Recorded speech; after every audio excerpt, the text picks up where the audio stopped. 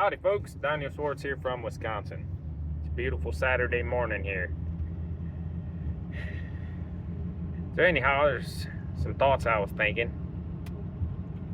You know, there's good environments and bad environments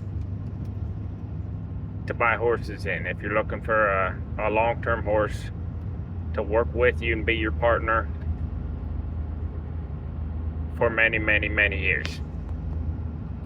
I'm not saying you can't find good horses at sale barns. It happens, but it's a lot harder. And there's a lot of reasons why it's harder.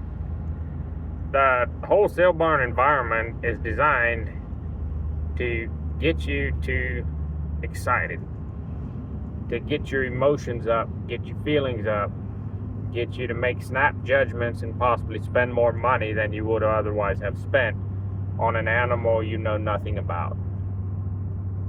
So if you're looking for a good quality horse and you want to guarantee, or as close to a guarantee as you can get, the sale barn environment is not a good place to go. If you're extremely experienced in picking out good horses, you're going to have more luck than everyone else. But most of the people at the sale barn, you're looking at the flash, you're looking at the white socks, the color, is it a Grua? Is it a buckskin? Is it a Pinto, Palomino, Cremello, whatever's popular right now. I think the Blue Roan's real popular right now in color, and I always, I'm more amused by that the older I get, how people select horses based on color.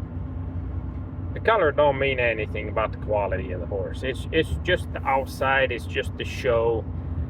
People, they get excited when a horse comes in. It's high stepping, it's prancing, it's trotting this way and that way, and the head is up and the tail is up and its knees are coming up high, and she's dancing around the ring, and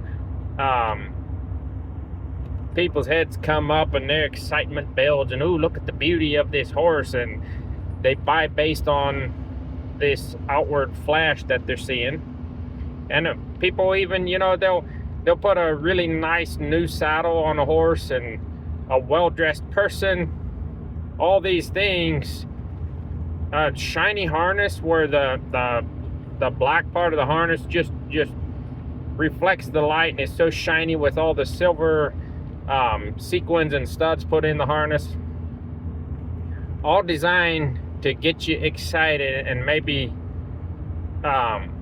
insert more value into this horse based on your snap judgment than the horse otherwise would have, just on looks, because you really don't know that horse. You don't know the history of the horse, you don't know the owners, you don't know how it was trained, you don't know anything about that horse, so you're taking a big chance just on how it looks.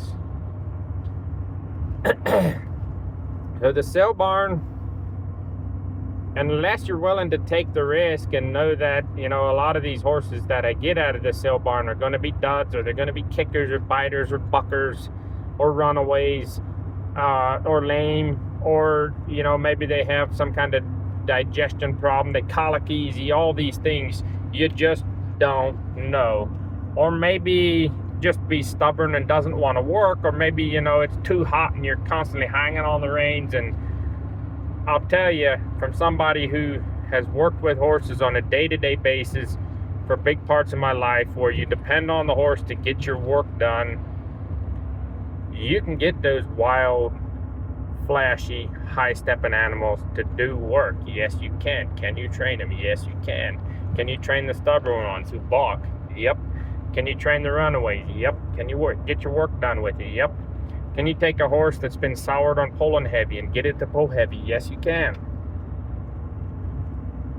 But you gotta weigh the balance. What if you can get this horse to do the work? You can get this horse to work with you and get the work done day to day, but every day it's a battle. Every day it's your will against the horses. Or maybe if it's been soured on polling and you have to build the horse's confidence constantly This horse never has the confidence to pull on its own. You always have to start small and go bigger, and you never get beyond a certain point because of the bad experiences in that horse's life. And the same with trust issues, horses that are scared and flighty.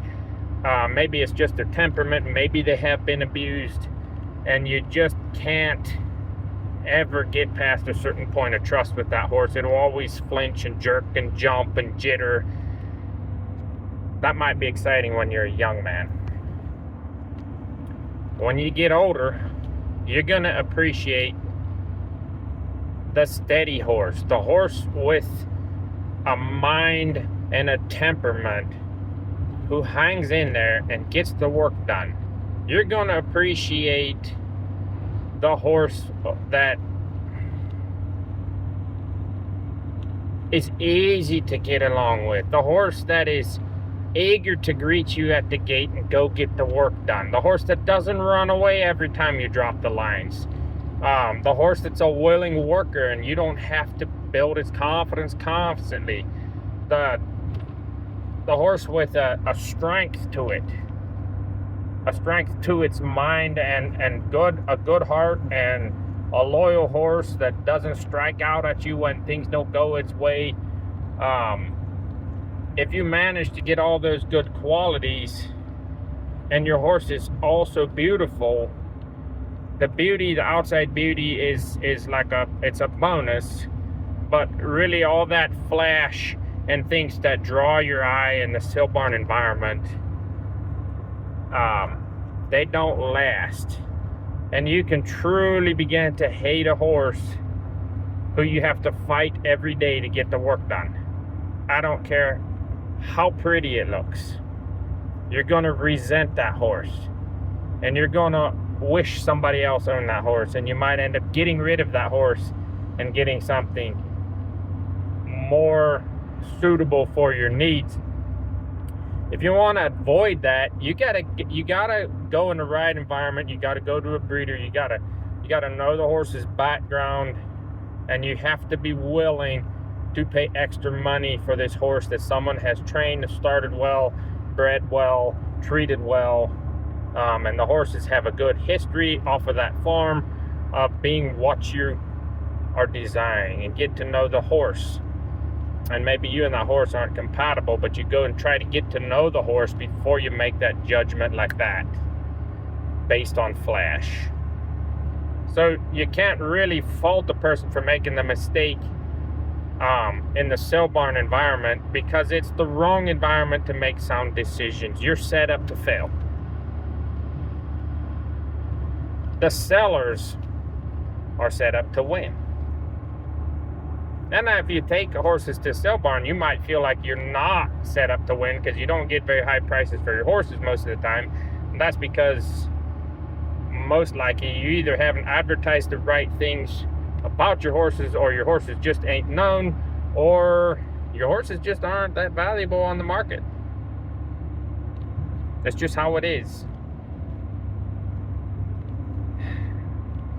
If you want to get a good solid horse that'll be a long-term partner, you gotta go shopping for horses in the right environment. And you might get all frustrated because you're shopping for horses in the wrong environment constantly, and you keep getting bad horses. Horses you can't get along with. Ornery horses, kickers, biters, buckers, stubborn, weak-minded horses or horses with no endurance who can't stay the course, wear out quickly, or they're lame, or all kinds of things. Probably buying them in the wrong environment.